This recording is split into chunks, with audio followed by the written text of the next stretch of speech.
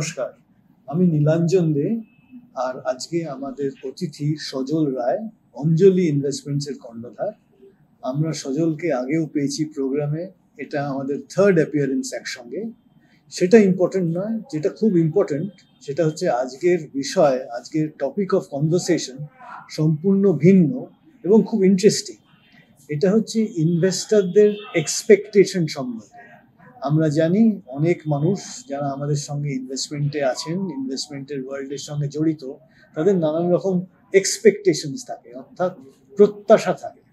সজল, আপনার ওপিনিয়ন এই ব্যাপারে খুব ইম্পর্টেন্ট, কারণ আপনি নিজের অভিজ্ঞতার ভিত্তিতে আপনি একটা নতুন পার্সপেক্টিভ আনতে পারবেন।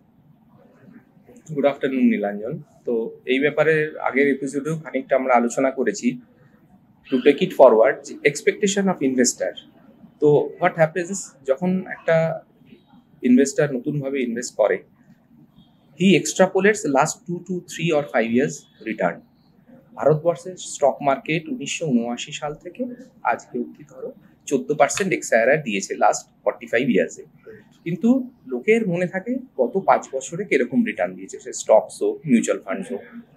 কিন্তু এই 45 বছরে কিন্তু এমনও সময় গেছে যেখানে 5 বছর হোক, 10 বছর হোক, ইনভেস্টাররা কিন্তু সেরকম রিটার্ন হয়নি। বিকজ স্টক মার্কেটে মনে রাখতে হবে আমাদের, there will be decades when nothing happens and there will be years when decades happen. মানে স্টক মার্কেটে আমি অনেক বছর আগে পড়েছিলাম 10 বছরের রিটার্ন কিন্তু অনেক সময় 1 বছর এসে যায়। সেই জন্য তার ধৈর্য, ডিসিপ্লিন সেটাই রাখতে হবে।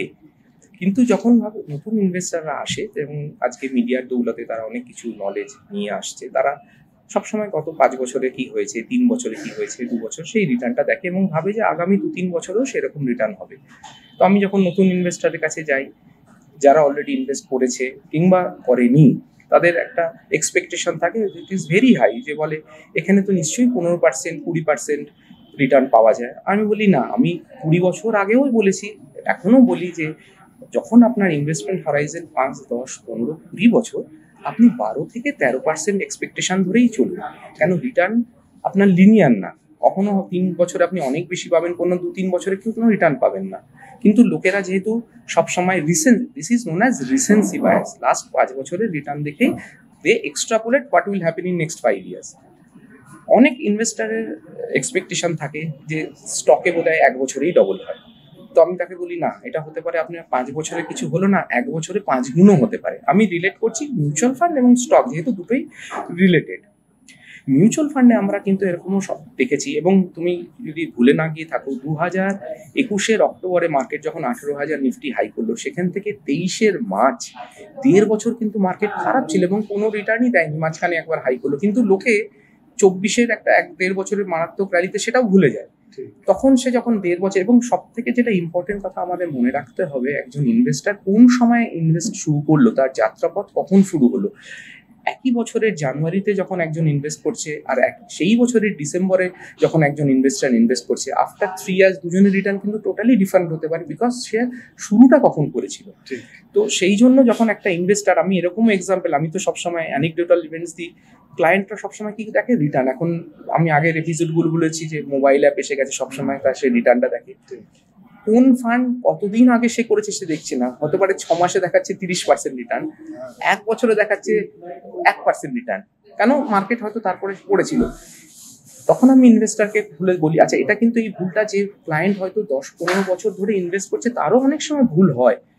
কেন, তখন আমি তাকে বলি, আপনি একটা ফান্ড খুলুন, দেখুন যে ফান্ডটা আপনাকে আমি 15 বছর আগে করেছি, সেই ফান্ডটা হয়তো আপনাকে 18%, 16% কি 14% ক্যাগার দিচ্ছে, কিন্তু সেই ফান্ডটাই যদি আপনি নতুন করে অন্য কোনো ফোলিওতে ফ্যামিলি মেম্বারদের আপনি 1-2 বছর আগে করেন, সেটা হয়তো 2% দিচ্ছে।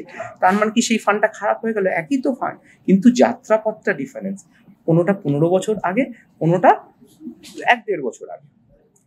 তাহলে to are the long story short, ইনভেস্টারকে সবসময় মনে রাখতে হবে যে সময় এরকমও আসবে যখন মার্কেট 2-3 বছর রিটার্ন দেবে না, কিন্তু পরে তার 3rd কি 4th ইয়ারে সেই রিটার্নটা সে মেক আপ করে নেবে। তার মানে আমাদের এক্সপেকটেশনটা রাখতে হবে আমরা 12 থেকে 13% কামিং 1 বছর, 2 বছর, 1 ডিকেড কি 2 ডিকেড আমরা পাবো, কিন্তু কোনো সময় হয়তো বেশি পাবো, কোনো সময় কম পাবো।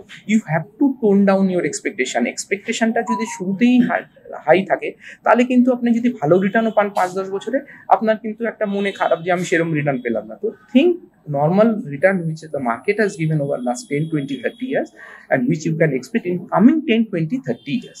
সেখানে ক্যাগার 12% ক্যাগারে 10 বছর 20 বছর অনেক return, because the essence of making money is not the amount you are investing or the rate of, is the number of years in যেটাতে আপনাকে একটা কম্পাউন্ডিং এ বড় এফেক্ট দেবে। রাইট, অ্যাবসলিউটলি, এটা খুব রেলেভেন্ট পয়েন্ট সজল, যেটা আমার কাছে অবভিয়াস তোমার পাশে বসে তোমার কথাটা শুনে।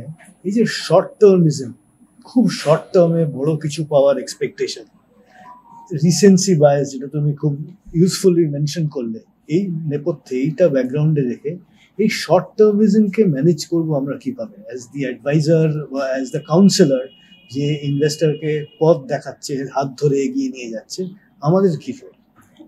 তো অ্যাজ অ্যান অ্যাডভাইজার সবসময় তো আমাদের কাজ হচ্ছে to tone down the expectation of an investor.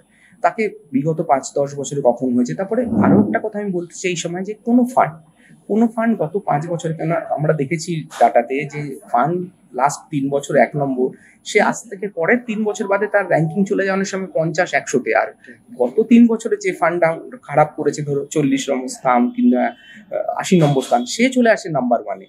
তো লিডার্স চেঞ্জেস, সেক্টর চেঞ্জেস, তো সেই এক্সপিরিয়েন্সের কথাটাও ইনভেস্টারকে বলতে হবে। ইনভেস্টাররা কিন্তু বোঝায়, you have to take that pain of explaining them what can happen in next 5 or 7 years and not to extrapolate which has happened in the last 5 or 7 years. কেন cycle change হয়, ডিকেডিয়াল চেঞ্জ হয়। তো আমাদের ক্লায়েন্টকে বোঝাতে হবে যে stay put, এটার একটাই difference with normal investment of bank fixed deposit or post office, those returns are linear, সেখানে একদিনও নেগেটিভ হবে না, 7ই পাবে নেক্সট 5-10 বছর। কিন্তু এখানে রিটার্নটা কি হবে, কোনো একটা বছরে খুব বেশি আসবে, দ্যাট ইজ এটাকে বলে front ended return or back ended. এর আগেও আমি বলেছি, মার্কেট যখন চলে, রিটার্ন কখনো মার্কেটের সঙ্গে সেম চলে না, কখনো এগিয়ে চলে, কখনো পিছিয়ে চলে। ওটাকে বলে ক্যাচ আপ, রিরেটিং ডিরেটিং। যদি মার্কেট এগিয়ে থাকে, রিটার্ন কম থাকে, তখন return will catch up, that rerating happens. আর যদি রিটার্ন কখনো মার্কেটের থেকে এগিয়ে চলে, দেন ওই টাইম কারেকশানে ওটা তখন ডিরেটিং হয়, তাতে টাইম কারেকশন হয় এবং সেই সময় রিটার্ন কিন্তু পড়ে যায়। আমরা লাস্ট 1 বছরের এক্সাম্পল দিই, 24শে সেপ্টেম্বরে যখন আমাদের নিফটি হাই করলো, সেখান থেকে প্রায় অলমোস্ট আমরা 1 বছর তো হয়েই গেল, 11 মাস। অনেক ফান্ডেরই রিটার্ন কিন্তু 0, কেউ 2, কেউ 3, কেউ 4। কিন্তু তার মানে কি সেই ফান্ডটা খারাপ হয়ে গেল? তা তো না, কেননা এই রিটার্নটা তো আমরা আগেও পেয়েছি, সেই ফান্ডে আগেও পেয়েছি। তাহলে আমাদের গোয়িং ফরওয়ার্ড ভাবতে হবে যে এটার রিটার্ন আমরা নেক্সট 3-5 বছরে কত হবে। তো এটাকে ক্লায়েন্টকে এডুকেট করতে হবে, এই জন্য client education, investor awareness program which is very very important, সেটাই আমরা করে থাকি। তো দ্য মেসেজ যেটা আমি পাচ্ছি, সেটা যে এক্সপিরিয়েন্স ইনভেস্টর শুধু যে এই লেসনটা নেবেন না, যিনি নতুন আসছেন মার্কেটে, নভিসও হতে পারেন বা ইয়াং পার্সনও হতে পারেন, যার আগে কোনো পূর্বতন হিস্ট্রি নেই, মার্কেটে ইনভেস্টমেন্টের অভিজ্ঞতা নেই, এই লেসনটাও তার জন্য ভীষণ রকম রেলেভেন্ট। একদমই রেলিভেন্ট। এটা খালি নতুন ইনভেস্টর, অনেক সময় বলি না পুরনো ইনভেস্টরও ভুলে যায়, কিন্তু নতুন ইনভেস্টরকে তোমাকে তো হ্যান্ড হোল্ডিং করতে হবে, যে কথাটা তুমি বললে। এবং ইয়ং জেনারেশন জেন জেড যারা আসছে, যাদের এক্সেপশন হাই, যারা বিটকয়েন দেখেছে, এবং যারা লাস্ট 5 বছরে কোভিড থেকে একটা আলাদা ইনভেস্টমেন্ট কমিউনিটি তৈরি হয়েছে, যারা রেগুলার রিটার্ন ট্র্যাক করছে 20-25%, এদিকে বিটকয়েন, গোল্ডের এরকম রিটার্ন দিচ্ছে। তো you have to tone down your expectation. অনেক বড় বড় ফান্ড ম্যানেজার তুমি অবভিয়াসলি রিসেন্ট ইন্টারভিউতে দেখেছো যে they will be facing huge disappointment যদি এক্সপেকটেশনটা হাই থাকে। মানে আমরা যা রিটার্ন গত 5 বছরে পেয়ে গেছি, এবং তুমি আরেকটা জিনিস দেখো মজা, টানা 5 বছর কিন্তু পাইনি। 20 থেকে 21 অক্টোবর পেয়েছি, 21 অক্টোবর থেকে 23 March market was down, 23 1 April থেকে 24 September it was one of the biggest bull market. এবং এটা যেরকম সব সেক্টর চলেছে, 24 সেপ্টেম্বর থেকে 25 এই আজকে অব্দি যে মার্কেট ডাউন। কারণ if you break down the last 5 years also, 5 years return is huge, but তার মধ্যেও দেখো পিরিয়ড গেছে, এই আমরা 5 বছরের মধ্যেই দেখেছি যেখানে কিন্তু কোনো রিটার্ন হয়নি। সো ক্লায়েন্ট যে নতুন জেনারেশন আসছে, তাদের বোঝাতে হবে যে সময় দিয়েই you can create wealth. The problem is that, যেটা ওয়ারেন বুফেট আমাদের বলেছেন, the problem is that everybody wants to become rich overnight. সেটা সম্ভব না। You have to go through time cycles, you have to be in the market. Time in the market is far more important than time in the market. এটা তো আমরা সবাই জানি। Right. I think on that very perfect note, on a very principled approach, যেটা সজল বারবার আমাদের explain করেছেন আমাদের ভিউয়ারদের জন্য, we would like to close this part of the discussion. খুব ভালো লাগলো সজল, অনেক important and very relevant points আমরা আলোচনা করলাম। আবার আমরা ফিরে আসবো with you beside me. Thank thank you you. Thank you